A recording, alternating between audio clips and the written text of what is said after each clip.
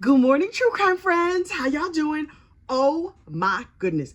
This Brian Camp case has kind of blown up. Look, we were getting ready to celebrate our 10,000 subscriber milestone on Sunday, and all of a sudden I have 11,000 subscribers. Come on in, grab your cup of coffee, y'all. We need to talk about Brian Camp trial day 3. But first, you know what you need to do. Please like this video and subscribe to the channel. It helps other people find us.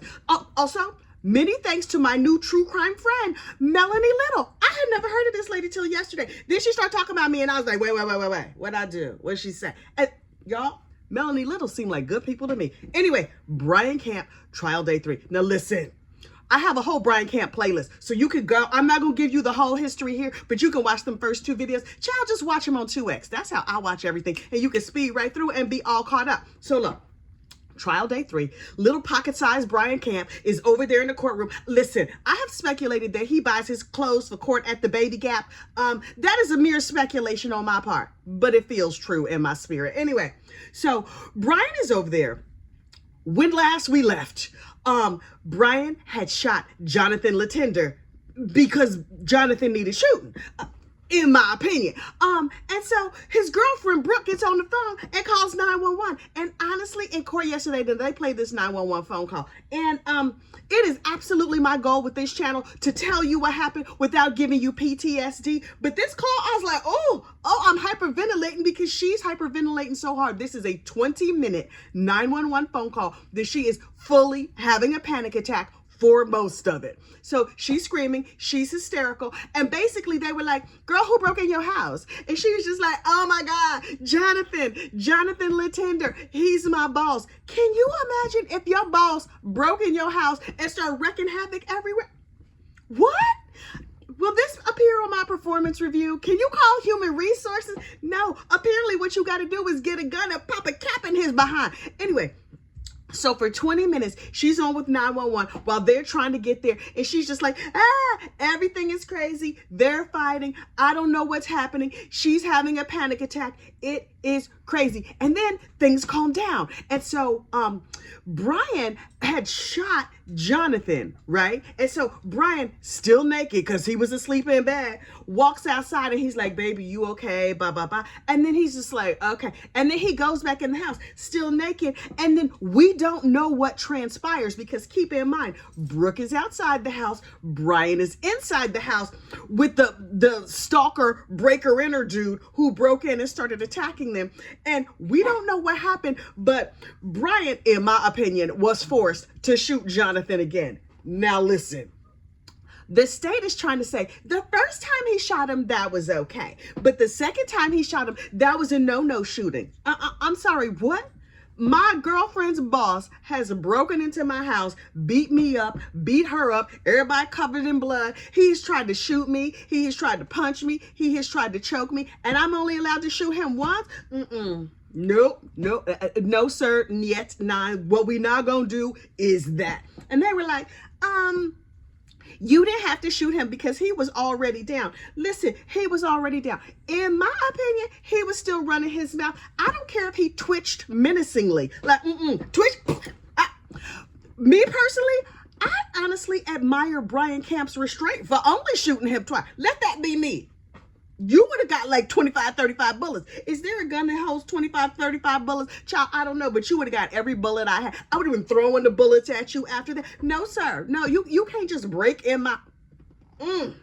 These people got my pressure up. This state, what is this? Massachusetts, why y'all trying so hard to be the new Florida? Listen, let Florida. Can you just be decent? Oh, no, you can't. Oh, okay, I see you. And then the state was like, okay, we have played the 911 tape that we think shows our side. The defense ain't even have to say nothing as far as I'm concerned. And then they were like, okay, now we're gonna play the police body cam footage. And I was like, okay, what can this body cam footage tell us that we don't already know? And so you see the policeman walk up and he's like, everybody put your hands up. They got their hands up. They got everybody on the ground. And by everybody, I mean the innocent victims, Brian and Brooke, laying on the ground in the front yard in the snow. It's wintertime. It's Massachusetts. They barely have any clothes on. Terrible situation. And the cops, I understand the cops' point of view. Honestly, I tend to be. I used to tend to be on the police's side because my daddy was a cop when I was growing up. So I was like, okay, I can see if all the other policemen are like my daddy, they like a little bit hapless, but mean well. You know what I mean? But these cops, I'm like, these people called for help and got arrested? What? So the police treated these victims as though they were some kind of terrible perpetrators, but for safety's sake, they don't know the story. They don't know what's what. Okay, policeman, I'm gonna give you that. You told them to lay down. You put them in handcuffs. Okay. Anyway, so they were like, okay, let's check out the situation. The dude in the house, what is his name? And Brooke is like, it's my boss from down to the Dunkin' Donuts, and his name is Jonathan.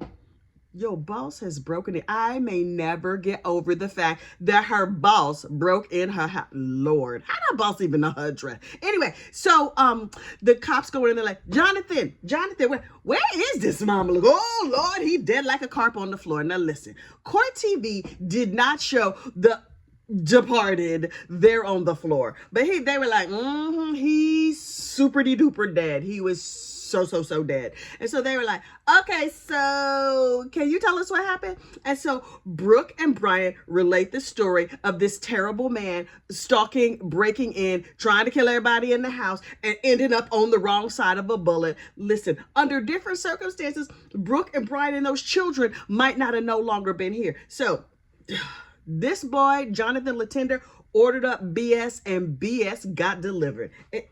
The cops just need to come and cart the BS on out the house and keep it moving. And so I was like, okay, good. And then after that, the state rests. State, that's your case. That's your whole entire case. That's everything you have to tell us. Really? Why are we here? Okay, so then the defense is like, okay, our first witness. I was like, wait, y'all calling witnesses?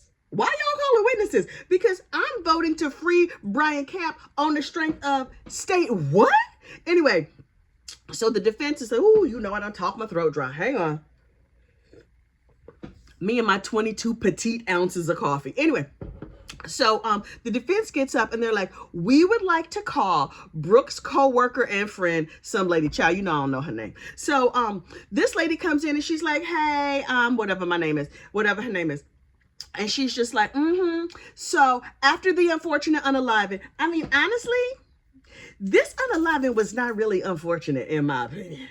After the unaliving, Brian and Brooke are like, oh, we can't go back in that house. The PTSD, the stress, the strain, no thank you. We moving into a nice inner city where it's safe. Instead of out here in the country where it takes 20 minutes for the police to show up. This case is madness. And so this friend is like, yeah, Jonathan was my boss too. Really, girl? Anyway, I bet you the stories these people have to tell. But anyway, she was like, I went to the house with Brooke and her dad to gather up some things for Brooke and the kids. Well, you know, they need their toothbrushes, some clothes, some toys for the kids, whatever it is. I mean, I don't know exactly what she gathered, but she was gathering up stuff. And so she's like, oh, here's a jacket. It's winter in Minnesota, Massachusetts, the New Hampshire section of Massachusetts. She picked up a jacket. She's like, hey, girl, is this your jacket? And when she picked it up, a knife fell out of the pocket. And they were like, wait, Brooke, girl, is this your jacket? And Brooke was like, no, I think that belongs to Jonathan. So they're like, boop, boop, boop, boop, boop. Wonder if the police are going to arrest me this time for turning in more evidence that he was a terrible criminal. And so they called the police and they turned it in. That was 3 days later. Massachusetts State Police. Quick question for you. Hey, how you doing? Good morning. How come y'all didn't find a jacket? I mean, maybe you didn't know who belonged to that jacket. How thorough was this investigation? We learned yesterday that when they did the autopsy of the stalker and attempted unaliver, Jonathan Latender, that y'all found handcuffs in his pocket during the autopsy. Is it standard protocol to not pat down a dead body? Because it seems to me Now listen, I am not law enforcement. I am just a big mouth lady from New Jersey who has thoughts and opinions on many, many things. Certainly not limited to true crime, but today we talking about true crime. So it would be my opinion that you would like pat him down to make sure there's nothing that's going to harm others. Like the people putting him in the body bag, you want to make sure it's no needles, it's no guns that might go off, it's no dangerous weapons. But it is the coroner who found the handcuffs in this dude's pocket. Okay. So state, Commonwealth. And that's it. When you say Commonwealth, I feel like your pinky should be out. But the way these people behave, I'm just calling them state because they got very state behavior. Anyway, so Commonwealth. Y'all didn't, when you saw that this man had a knife and handcuffs and he broke in, you were like, let's put this all together. And what we've decided is that we would like to arrest some of our good tax-paying citizens. Okay.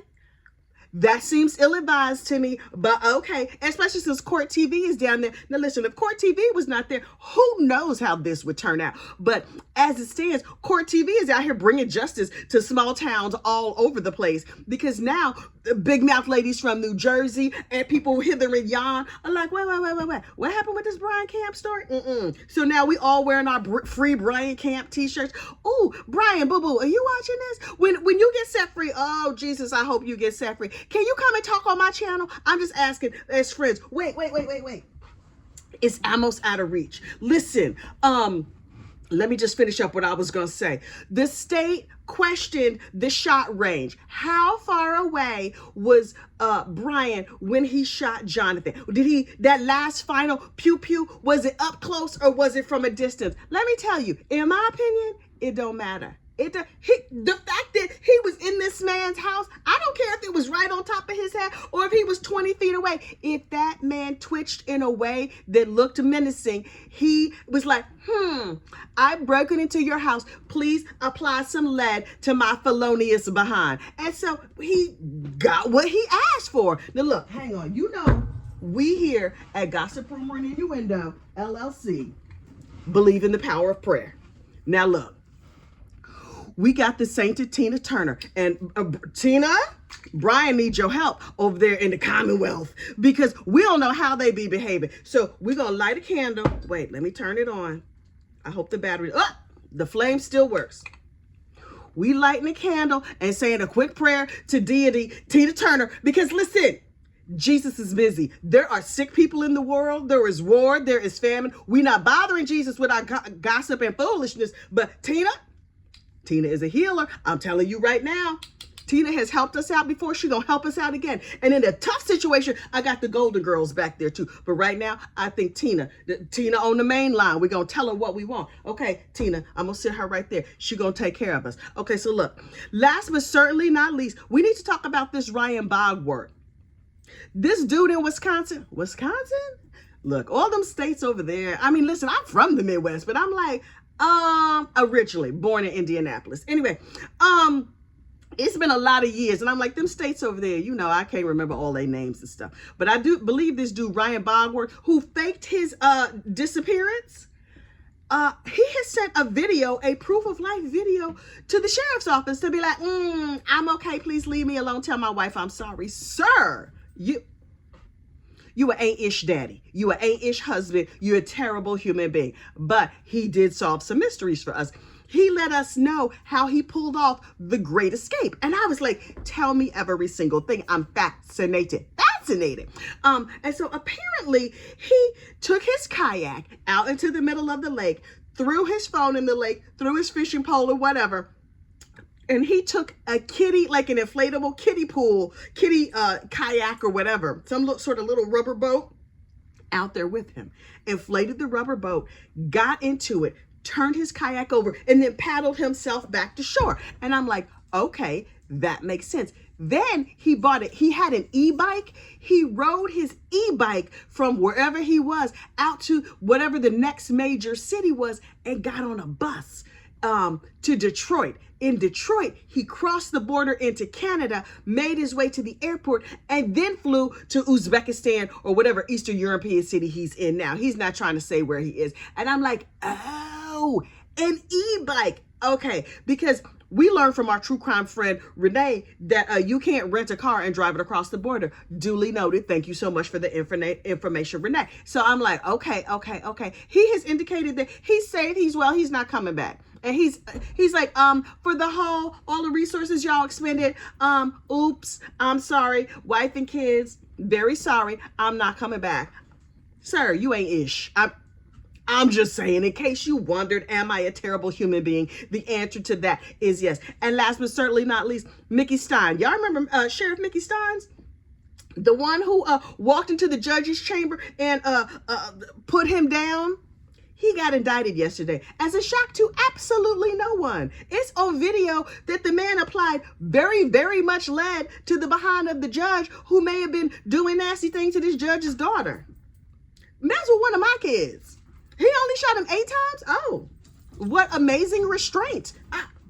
You mess with our child? It's going to take Jesus, the law, and all the saints and angels to get me off your ass. You mess with my kid. We don't roll like that. We don't roll like that around here. There's Mama Bears, and then there's Kathy. Y'all, Mama Bears be like, ooh, girl, maybe. I would go beyond Mama Bear on your behind if you look at my child a little bit crazy. That's not going to go good for you. I promise you from the bottom of my heart. I would instruct you to ask some people who have treated my children poorly, but they may no longer be on this mortal coil. I'm not confessing to no crimes. I'm just telling you what happened. They not around no more for you to ask. So I would encourage you to govern yourselves accordingly if you come stepping over here looking at my kids crazy, or my husband, or my dog, or anybody I even like a little bit. But I also am a delicate flower. Oh, I'm nice. I'm kind. You're not going to want to make me mad, though.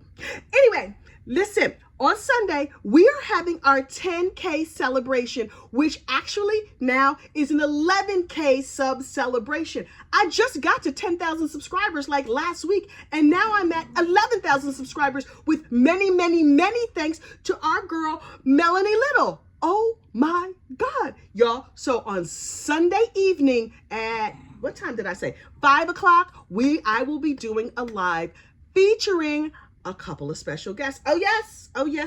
You have to wait till later this afternoon to find out who those guests are. But I am looking forward to seeing you then. Y'all have a great, safe day. Bye.